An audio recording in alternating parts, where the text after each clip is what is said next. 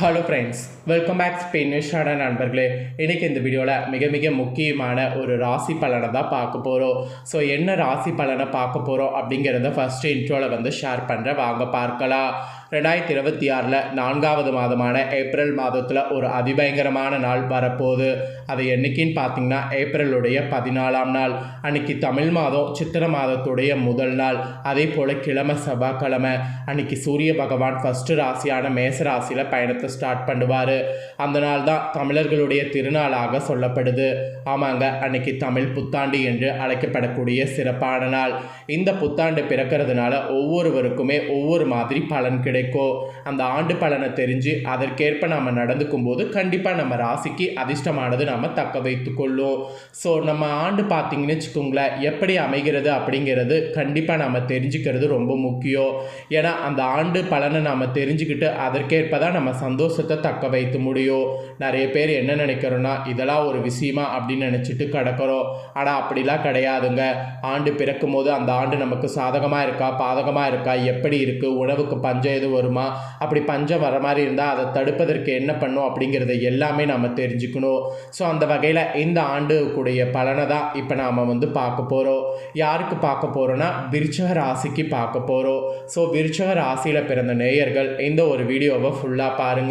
உங்கள் ராசிக்கு தமிழ் புத்தாண்டு பலனை தெரிஞ்சு என்ன மாதிரி இருக்கணுங்கிறதெல்லாம் இந்த வீடியோவில் நான் சொல்கிறேன். அதெல்லாம் நோட் பண்ணி அதற்கேற்ப நடந்து பயன் பெறுங்க. ஆக்சுவலி தமிழ் வருடங்கிறது சாதாரணமாக நாம் நினைக்கிறோம், ஆனால் அப்படி கிடையாது. ஒவ்வொரு வருடத்துக்கும் ஒவ்வொரு மாதிரி பலன் இருக்குது. அது என்னடா பலன், எப்பயுமே தமிழ் வருடம் வந்துக்கிட்டே தான் இருக்குது, அதில் என்னடா ஒவ்வொரு வருடம் அப்படின்னு நீங்கள் கேட்கலாம். மொத்தம் தமிழ் வருடம் 60 பெயர்களில் இருக்குது. அது 60மே சுழற்சியில் வந்துக்கிட்டே இருக்கும். ஆனால் அந்த ஒவ்வொரு வருடத்துலேயும் வரக்கூடிய அந்த பஞ்சாங்கத்தினுடைய அடிப்படையில் தான் அந்த வருடத்துடைய பலனே அடிப்படையிலேயே சொல்லப்படுது. இப்போ வரக்கூடிய வருடம் பிரபவ வருடம். ஸோ இந்த வருடத்துக்கான பஞ்சாங்கத்தோட அடிப்படையில் தான் உங்கள் விருச்சிக ராசிக்கு என்ன மாதிரியான பலன் கிடைக்கும் அப்படிங்கிறது குறிப்பிடப்பட்டிருக்கு. ஸோ அதை தான் இந்த வீடியோவில் பார்க்க போகிறீங்க. விருச்சிக ராசிக்காரங்க இந்த ஒரு வீடியோவை ஸ்கிப் பண்ணாமல் ஃபுல்லாக பாருங்கள். உங்கள் ராசிக்கான பலனை தெளிவாக இந்த வீடியோவில் தெரிஞ்சு இதற்கேற்ப நடந்து பலன் பெறுங்க. இந்த பிரபவ வருடம் உங்களுக்கு அதிர்ஷ்டமாக இருந்தால் அந்த அதிர்ஷ்டத்தை எப்படி பயன்படுத்தணும், அதே ஆபத்தாக இருந்தால் எப்படி கவனமாக இருக்கணுங்கிறத எல்லாமே நோட் பண்ணிக்கோங்க.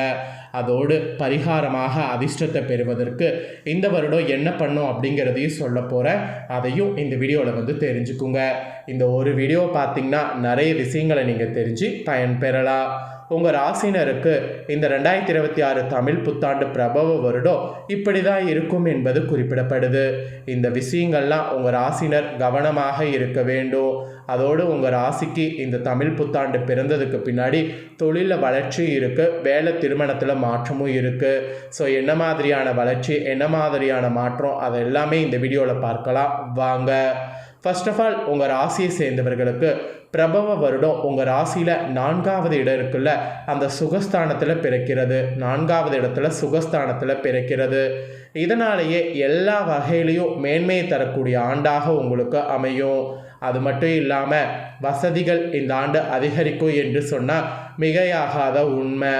ஆதாயம் கிடைத்து அது மட்டும் இல்லாமல் சேமிப்பு உயரக்கூடிய ஆண்டாகவும் இருக்குது. குறிப்பாக ஆண்டு தொடங்கி சில வாரங்கள்லேயே அதிர்ஷ்டமும் யோகமும் உங்கள் ராசிக்கு ஏற்படும்னு சொல்லலாம்.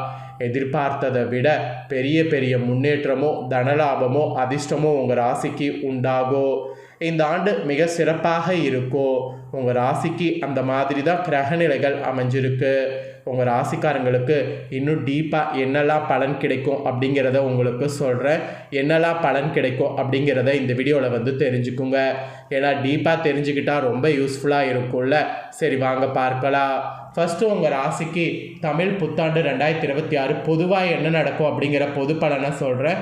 பொதுவாக என்ன நடக்கும் அப்படிங்கிற பொது பலனை இந்த வீடியோவில் தெரிஞ்சுக்குங்க. வருமானம் உங்கள் ராசிக்கு கணிசமாக உயரப்போகுதுங்க. அதோடு எதிர்பார்த்ததை விட எல்லா வகையிலும் முன்னேற்றமானது காண்பீங்க. மகிழ்ச்சியாக இருப்பீங்க. பழைய கடன்களை முழுமையாக அடைப்பீங்க. அதற்கான எல்லா கிரக சாத்தியக்கூறுகளுமே இப்போ அமைஞ்சிருக்கு. அடகில் இருந்த நகைகளை மீட்பதோடு புதிய தங்க ஆபரணங்களை வாங்கி மகிழ்வீங்க. அதுக்கான உங்களுக்கான அதிர்ஷ்டமும் இருக்குது.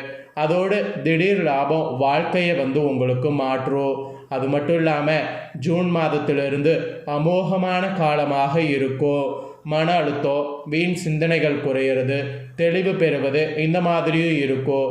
உறவினர்கள் அல்லது நண்பர்களுக்கு எந்த விதமான பணம் சார்ந்த வாக்குறுதிகளையும் தந்து சிக்கல்களில் மாட்டிக்கொள்ள வேண்டாம். அதிர்ஷ்டமும் யோகமும் முயற்சிக்கான பலன்கள் கிடைக்கும். அதனால் நீங்கள் அதிர்ஷ்டமும் யோகமும் முயற்சிக்கான பலன்களை கிடைக்குங்கிற மாதிரி சொல்லப்பட்டிருக்குங்கிறதுனால முயற்சிகளை செய்யணும். இதுதான் உங்களுக்கு பொதுவாக சொல்லப்பட்ட பொது பலன்கள். நெக்ஸ்ட்டு உங்கள் ராசிக்காரங்களுக்கு பணவரவு, பொருளாதாரம் இதில் என்ன பலன் கிடைக்குங்கிறத சொல்கிறேன். இதில் என்ன பலன் கிடைக்கும் அப்படிங்கிறத உங்கள் ராசிக்கு தெரிஞ்சுக்குங்க. குடும்பத்தில் பார்த்தீங்கன்னு வச்சுக்கோங்களேன், பிள்ளைகள் வகையில் பிடிவாதம் குறையும்.